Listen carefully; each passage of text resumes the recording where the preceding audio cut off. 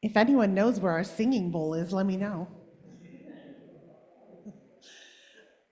Good morning, everyone. It is important that you showed up here this morning. Gathering together in community is an act of rebellion against isolation and hopelessness. And what do we say?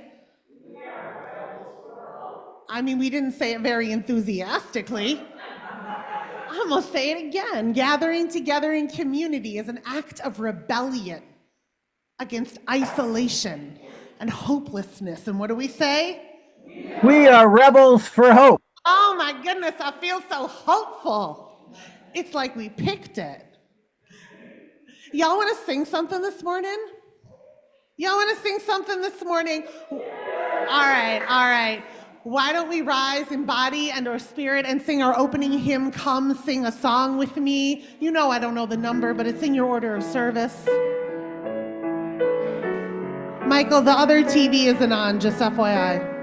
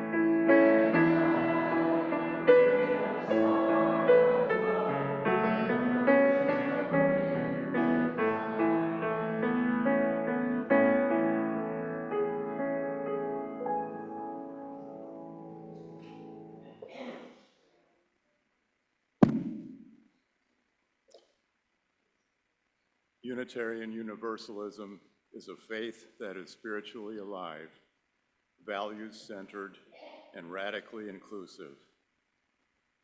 We begin each service by kindling a flaming chalice. Those who came before us lit this flame as a beacon of welcome to those in need of a place of sanctuary and belonging. We strive to continue that legacy here today. We kindle this flame with words from our hymnal.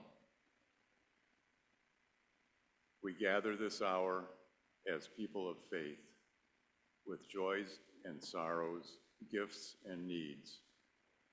We light this beacon of hope, sign of our quest for truth and meaning, in celebration of the life we share together.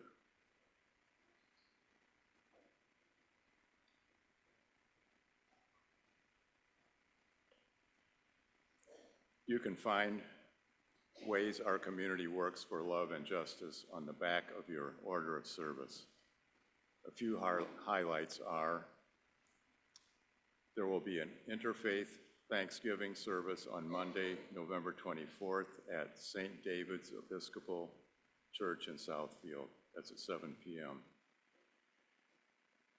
We have once again been invited to UU Farmington's Thanksgiving dinner gathering on Thursday, November 27th. That's Thanksgiving at 4 p.m. Also, please think of and be ready to tell your favorite joke later in the service. More details can be found on the back of your order of service, except for the joke part. Bruce, that is good stuff to know. Can you hear me? Bruce, that's good stuff to know. You want to go back to the microphone so we can do this part together? But the most important thing to know is that no matter who you are, what you believe or who you love, where you're from or what identities you hold, with all of your joys and gifts, with all of your pain and your history, you are welcome and wanted here. Come, let us worship together. Y'all, we have a fabulous guest musician today. Kaza Kitchell is here. I know, they were so good you didn't even know it wasn't Alex back there. So we are going to now move into a moment of centering with our opening centering hymn, Spirit of Life, number 123. You can stay seated and get meditative if you'd like.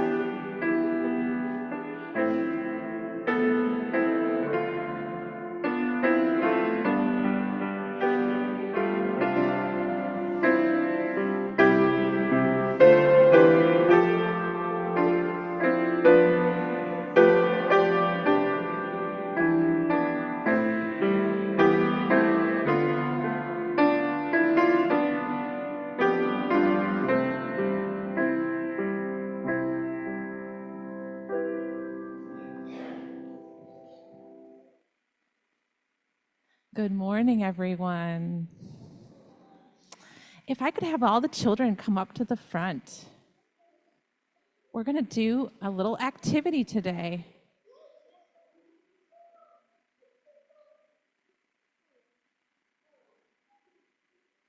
We all here? Okay. All right. Well, we're going to be learning about the parable of the choir today, And to demonstrate this, I'm going to need your help. So, who wants to be a dragon, a sleeping dragon? You? Okay. Why don't you come over here and have a little seat and fall asleep, okay? Now, don't wake up until you hear everyone singing, okay? Everyone singing, okay? So pretend you're asleep, okay? There you go. All right. So, Yona, do you want to sing a note? Okay, come on up. So Yona's going to sing a note. I don't know if anybody has a stopwatch to see how long he can hold this note. Okay, awesome.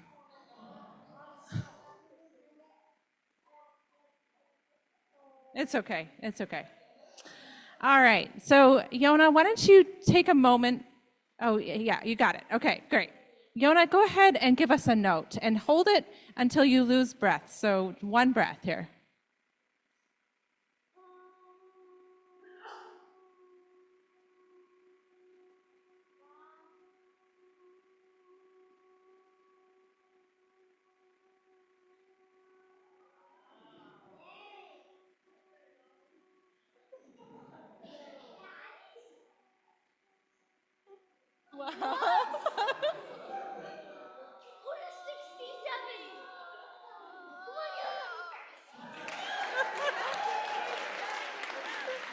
Good job, buddy. Good job. All right.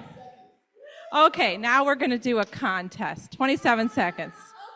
Let's see who can hold their note with one breath the longest. Yes, you can help too. Okay. And you can do a stopwatch again. Okay. On a marks. Get sets. All of them are going to do a contest to see who can hold it the longest. Ready? And go.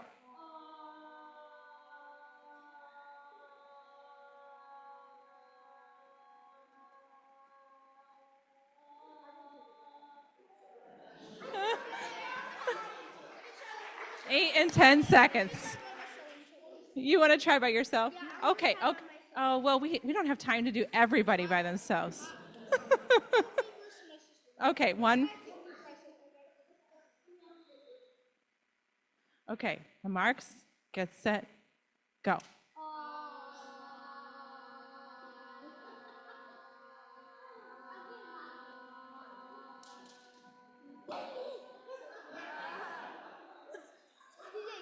Ten seconds, woohoo! Okay, I need everyone's help now because we need to wake up this dragon. Oh, you're still sleeping. You're still sleeping. We haven't woken you up yet, so close your eyes.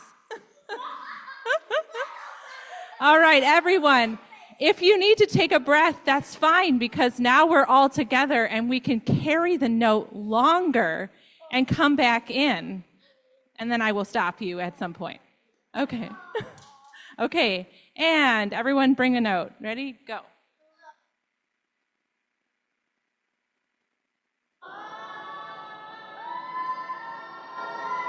Okay, dragon, time to wake up. Wake up, dragon. Woohoo! All right, thank you, everyone.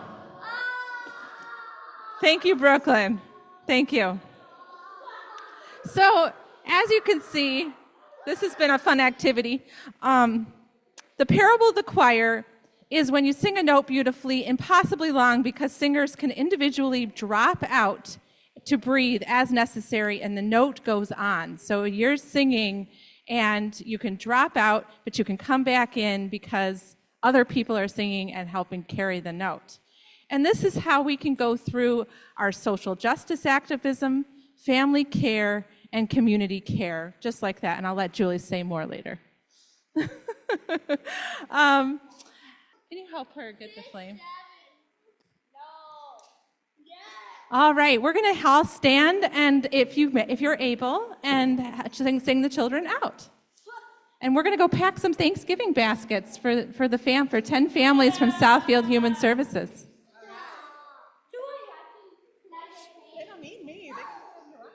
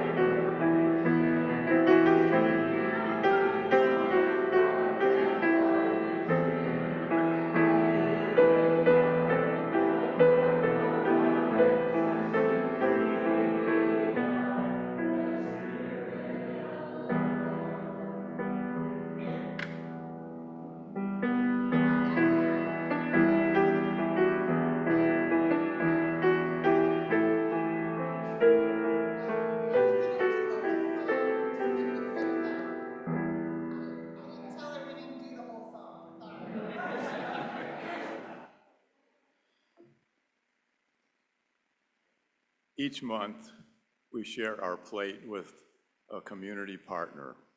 This month, it is Tachi Hila Collective. The Tichi Hila Collective is an Indigenous-led collective that supports communities in need through mutual aid. In their words, as we work to support our relatives' needs, we are also dedicated to land back, decolonization, abolition, and collective liberation as antidotes to the societal violence that supports our relatives into needing support. Together, our generosity multiplies. All undesignated donations, the Tachi Hila Collective and our congregation. A link to give virtually is posted in the Zoom chat.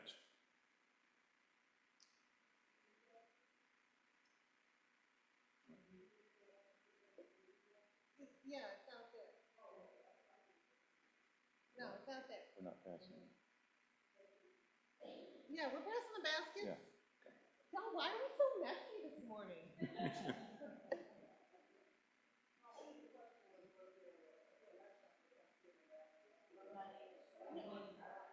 The collection, if you want to, like the goods are out there, and if you want, there's a basket for money if you want to give extra money to the Thanksgiving basket out there.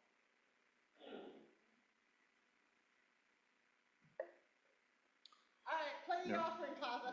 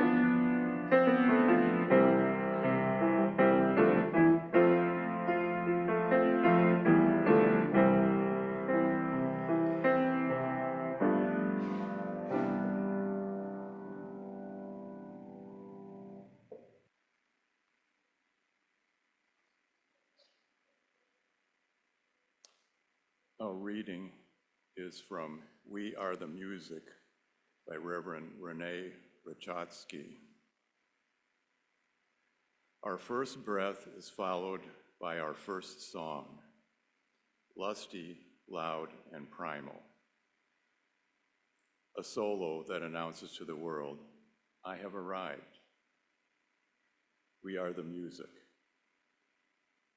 As toddlers hearing our first reggae beat, we let our spines and hips bend and sway in response, as natural as the beat of our hearts. We are the music. The drone of the bass notes of the church organ, a vibration in our chests. Tense muscles relax, the breath deepens. We are the music. As we push the air from our bellies out through the chest and throat, our changing expressions shape the sound. We are the music. As we sing together, voices blend to create a harmony, each voice enriched by its connection to the next. We are the music.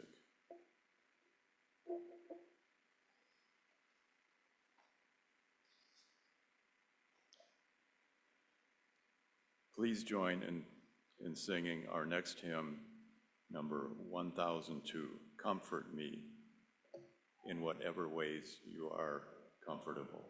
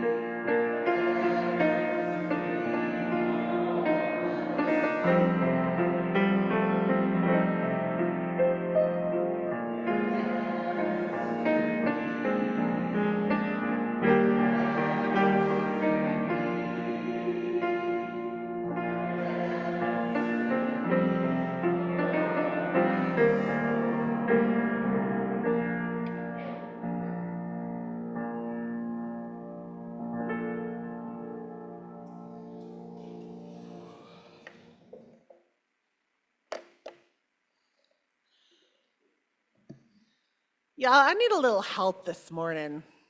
I need a little help, so I'm gonna start today's sermon in a way I don't usually. I'm gonna start with a prayer. And this prayer is called a crappy little prayer for the gloomy thinkers. The author didn't use the word crappy, but that's what I'm gonna say in the pulpit. Dear God, I woke up today after a full night's sleep, exhausted. My 90-minute walk did not revive me, and a nice breakfast with lots of protein didn't seem to do the trick either. And therefore, I ask you, Lord, from my fully hydrated self, why am I so weary if I am hydrated AF? It's getting harder not to freak out. All day long, my thoughts get gloomy. Is this the end of days? Will AI take over everything, just like in all those movies? Should I invest in a bunker? Did we already live through the most peaceful, prosperous time in history, and we didn't realize it, and now that's over, and we'll never get it back? Okay, so I try to redirect my thoughts. Where is the beauty happening? Here, in this very moment. And who might need help today?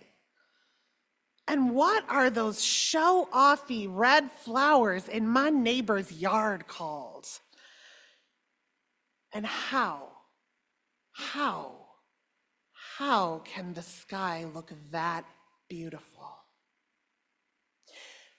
But that amount of redirection, it's taken a lot of energy, Lord.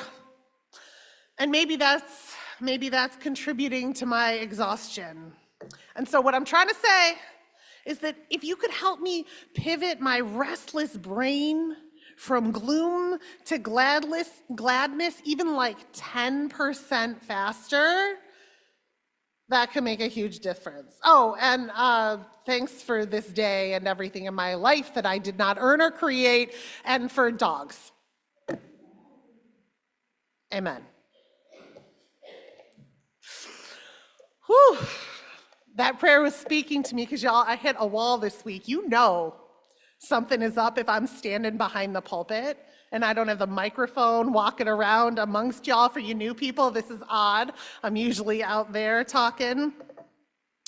It means I did not have the wherewithal to have a conversation with the universe. So I had to write something down out of my own brain. So I'm sorry to tell you that what is coming out of me today is not channeled from the glorious plains of prophetic vision or the steady undercurrent of love in our world.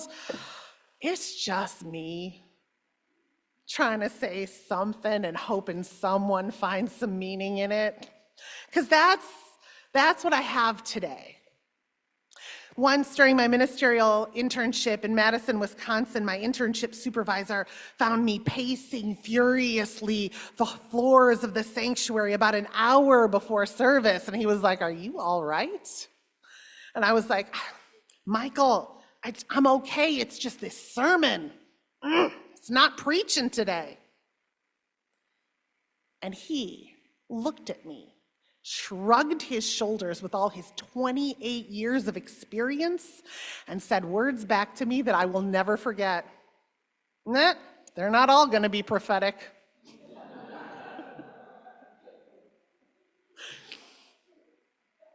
And I'm so glad to know that.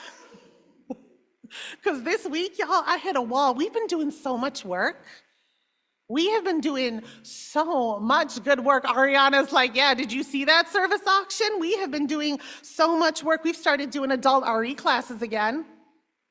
I've been hearing about those for like 3 years. We started doing them, and the membership committee is reaching out to folks who are visiting for the first time, and 16 new people came to our Getting to Know You class, and we started to transform our, yes, thank you. We can get excited about that. We've begun to transform our worship services so that people that have been preaching about the liberation of Palestine and the people from the Techihila Collective that are wanting to bring the needs of Native folks amongst us have told us that our services are becoming liberatory and decolonized. We have had 2 memorial services, meaningful memorial services, full of grace for long-time members. Not to mention that over the last year, we rewrote our bylaws, revamped our financial system, signed an agreement to share resources with another congregation, and that means I just finished my second set of staff evals this calendar year. And if that weren't enough, I've gone to 2 justice-based conferences this month. We started to cultivate relationships with other congregations that are making sure that we're invited to interfaith services and justice events.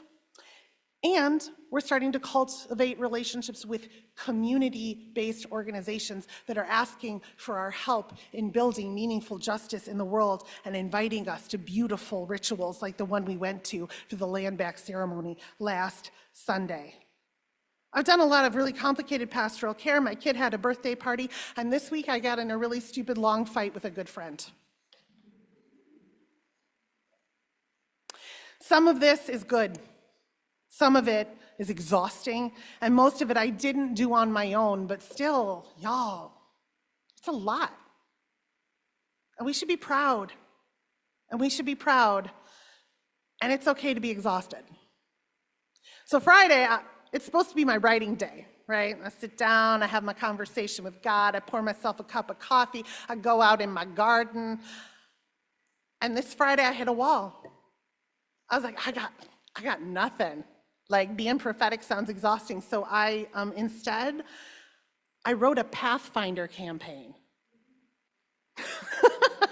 I wrote a Pathfinder campaign, which is a tabletop role-playing game, kind of like Dungeons and Dragons, but with better stories. Don't let them DM heads tell you different. I wrote a Pathfinder campaign, and I called my friends and I asked them to come over so that I could feel good and refreshed and alive. And I had a ton of commitments on Saturday, so I didn't really have time to ponder or write or research then either. So last night, when I got my kid to bed and I finally had like a couple of hours to myself, I went to a party. I went to a party because there was a wall between me and being deep and meaningful and having something prophetic to say. And if I didn't have some fun, I was going to show up grumpy and resentful and not want to come to church. And because of who I am and how I show up in this space and because of how connected we all are, you would have known that I was grumpy and resentful and didn't want to come here. And ministry is one of the jobs that you cannot phone in. So here's the thing. I felt hesitant to tell you all of this because I'm basically like, you guys, I didn't do my job this week. But I wonder if part of my job is in modeling that we should stop expecting people to be on all the time and start encouraging ourselves to show up in ways that are authentic and vulnerable and not asking people to be so shiny and impressive. You want to know what I got in a fight with my friend about? Yeah, I mean, apparently I can't be prophetic, so I'm just going to gossip.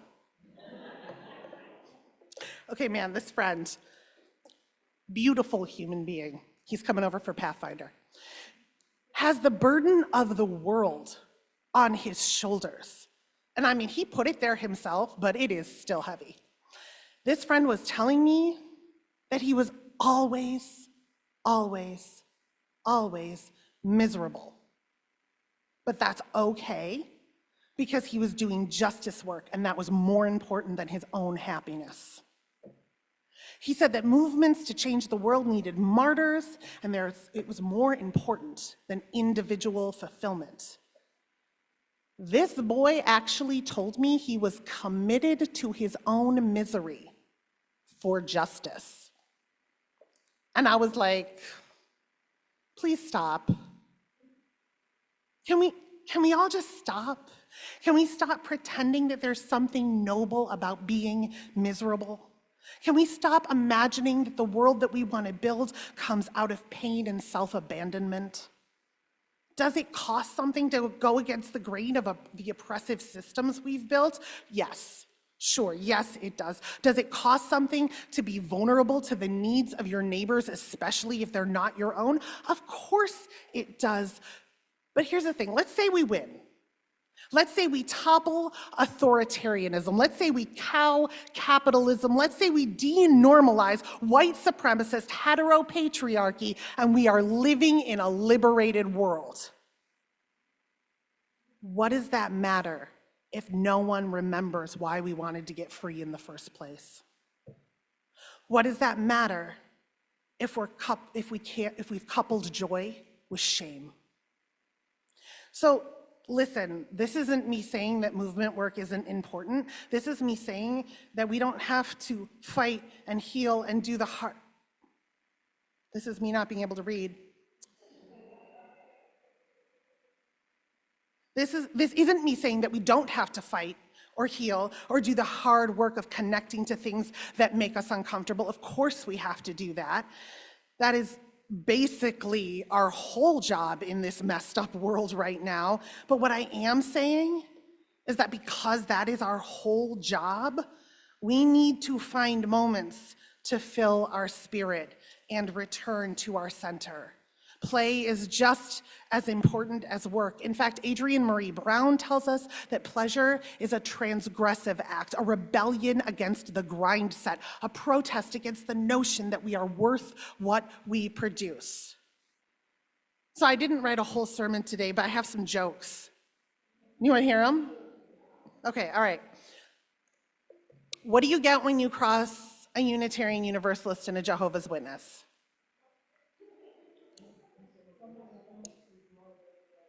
Yes, Tom.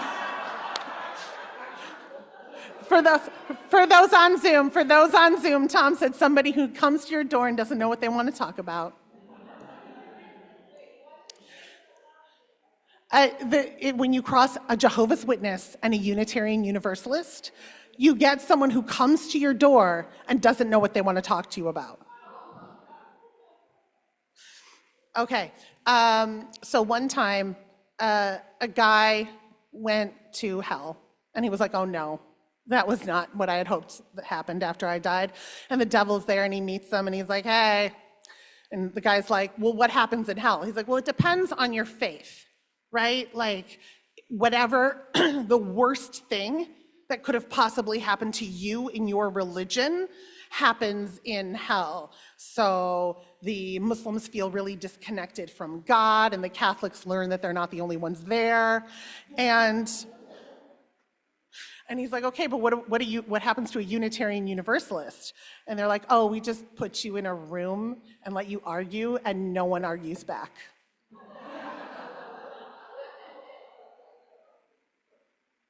All right, how many Unitarian Universalists does it take to screw in a light bulb? All right, you want to do, okay, hold on. All right, Tim. How many Unitarian Universalists does it take to screw in a light bulb? UUs don't screw in light bulbs, they screw in sleeping bags.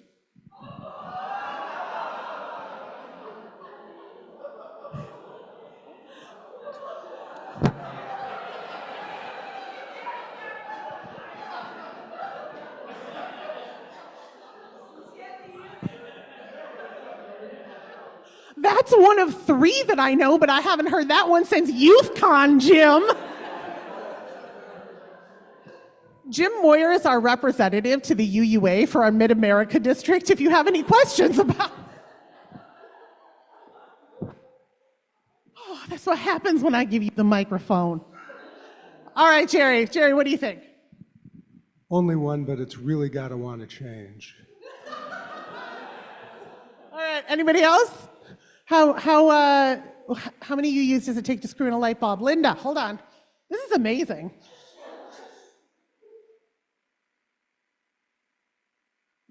Well, it kind of depends on how big your committee is.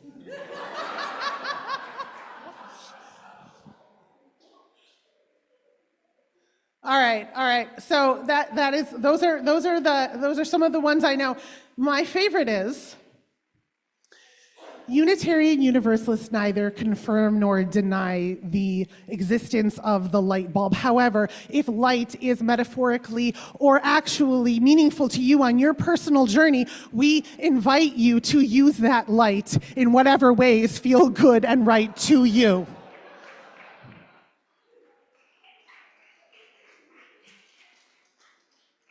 Anyone else have a joke? Doesn't need to be about UUism. Oh, I don't know if I should give you the microphone. All right. Brace yourselves. I'm giving Mac and Ernie the microphone. So this is a Catholic joke, and your friend that suffers might like this. Brother John dies. He goes to heaven. God's there. God says, you lived a wonderful life. You get to pick whatever it is you want to do in heaven. So Brother John says, I love the scripture. Let me go read the original archives. So Brother John goes off to the archives and is reading, and pretty soon you hear screaming from the archives. And the saints going, what's wrong, Brother John? And he said, oh, that word celibate, it was really celebrate.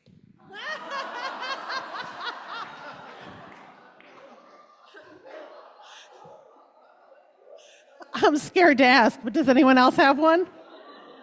Tom? You can hand this to Tom, please. I think of two, should I do the shorter one or the longer one? Okay, well, the one is more related to the holiday. A minister, when it's in her office, when a man came by to see her, and she wondered, well, why are you here? He said, well, I feel awful. I couldn't afford Thanksgiving meals for my family, so I stole a turkey, but now I feel awful. I could you just take I have it with me, could you just take the turkey so I don't have it, and then I'd feel better? And the minister said, well, I don't really want the turkey, but you need to do is give it to the person you stole it from. He said, well, I tried that and they didn't want it back. Are you sure you don't want it? She said, well, if you didn't want, maybe that person felt sorry for you, whatever. You should be happy they let you have the turkey. Just promise you won't steal again and so on, and you can take the turkey. So he thanked her and left, and she came home that evening, and her Thanksgiving turkey was missing. The other one is Rene Descartes, the French philosopher, walked into a McDonald's, ordered a Big Mac. The clerk said, do you want fries with that? He said, I think not. Poof, he disappeared. Okay, one more. Susie, you got it. Okay, so this is a library joke. A library joke. So a librarian is working at the reference desk, and a guy comes up and says, do you have any books on turtles? And the librarian says, yeah, certainly, hardback? And he says, yeah, with the little heads.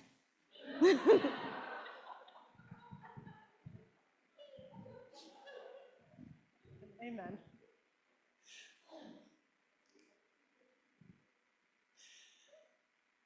I'm going to say something that's hard for some people. It's hard for me some days. Hope can be a choice. Hope can be a choice. And I'm not saying you can choose to feel hopeful. Y'all know Holly Near, she did the "We Are a Gentle Angry People." She was, yeah. She was performing in front of a crowd one time, and one of the verses of that song is like, "We are a hopeful something people." And somebody said, "I don't feel hopeful right now." And she was like, "Hope's not a feeling, it's a commitment." I don't feel hopeful some days. And some days I hit a wall and I still got to get up and preach the next day. And you know what? It doesn't matter, because you all didn't come here just to hear what I'm saying right now. You came here because Colleen tells some wicked jokes, and I want to see what Susie is knitting. You all came here. I came here this morning for the look on Eva's face when I started singing to her as she started walking down. I came here because Annika knows every word to Spirit of Life and doesn't have to look at the screen to sing it. I came here because I get reminded every day that it's actually not about me. I could just give Uriah the microphone. I came here because hope is a practice, and it's a commitment, and it is also collective. It's collective. The parable of the choir is that if I can't keep singing, if I run out of breath, you all can keep singing for me. And then when you run out of breath, I'll come back in. And some of us have different capacity at different times. Not all of us can be Yonah. Did you hear that? Not all of us can sing all the time. Sometimes just breathing is enough. Sometimes we're at a place in our lives where just breathing is enough. Sometimes just showing up is enough. But the greatest act of transgressence, the greatest act of rebellion against the systems that we're trying to topple is connectivity and joy. Because we can't build the world we dream about if we don't have access to our dreams. And so sometimes when we're taking that breath, it's not just about rest. It's about finding sparks. It's about going and doing things that make us feel joy in our body, that settle our vagus nerve, that make us remember that we are whole and worthy just as we are, and so is the next person. And so actually, yeah, it's not just a commitment to justice, but like it's a commitment to exactly what's in front of us. We don't have to remember it, we can feel it. So I wonder if we can do something right now that lets us feel something in our systems. I wonder if we can be the choir. You want to try it? You want to try it? All right, I want us to sing a resonant note. Kaza, can you give us like a...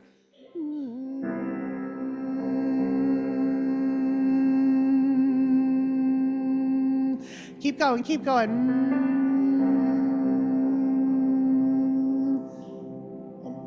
If you can't, and if you're not a singer, if you're not feeling it, feel the vibrations of the people in the room. Keep going, keep going. And if you need to take a breath, take a breath. I want you to feel it in your chest. And in the front of your face. If you want to add like a note to it. If you want to like bring in some harmony.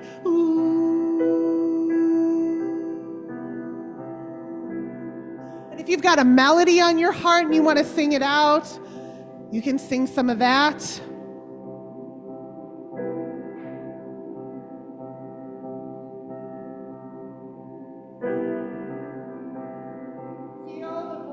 Of the other people in the room, filling the space.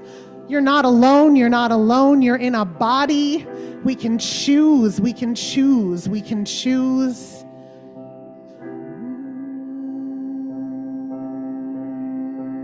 Feel the vibration, feel your connection to the earth and the other people. Come on, don't give up, don't give up. I need my choir.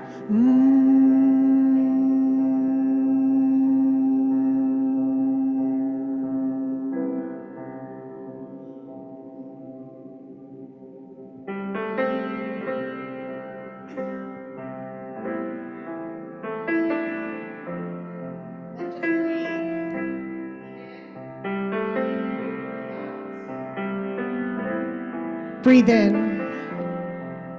breathe out. Breathe in, breathe out. Breathe in, breathe out. Breathe in, breathe out. We're going to sing our last hymn, Meditation on Breathing. Then sing your teal hymnal. I'm sure Michael will get the words up. Breathe in, breathe out. Breathe in, breathe out.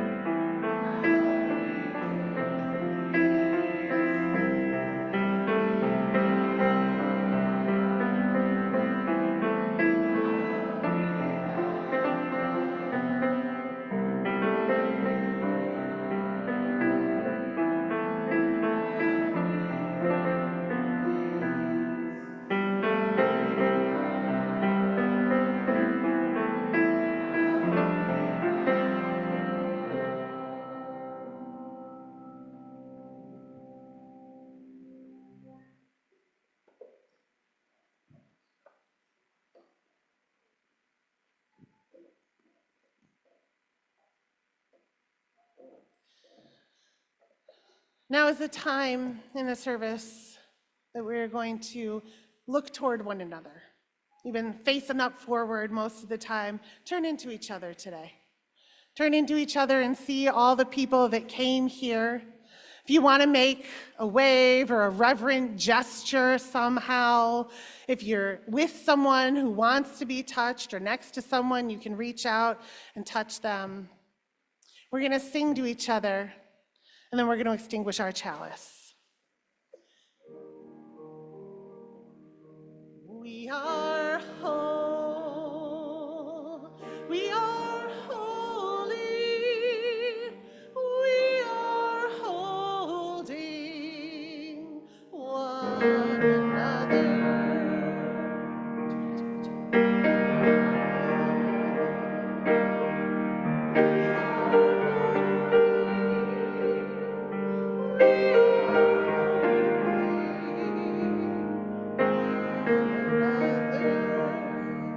Please repeat after me as I extinguish the chalice. I extinguish this flame, but not the light of hope. The warmth of community, nor the fire of commitment. These we carry in our hearts until we are together again. We are whole. We are holy. We are holding one another. So go, be your beautiful, authentic selves. Choose hope and know that choosing hope sometimes means just continuing to breathe or finding levity or connecting to another human being, because the world that we're trying to build won't get built only on pain and sweat and turmoil. It also needs joy and beauty and replenishment. Go replenish yourselves. Have some coffee.